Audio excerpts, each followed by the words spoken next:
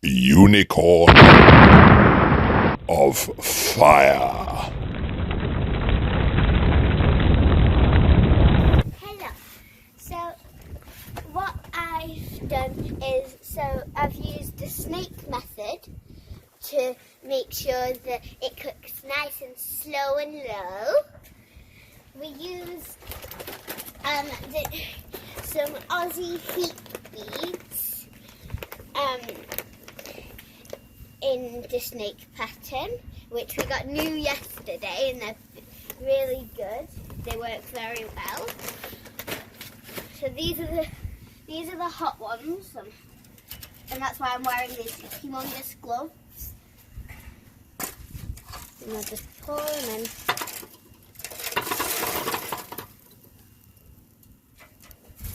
So you can tell when they're really nice and hot because they've got a nice white, and I'm putting them around here in the snake pattern as well. So then because if you can tell, the black ones here don't have any white on yet. So then these will then ignite the next ones, and it'll go all the way around to actually sort of cook the coals.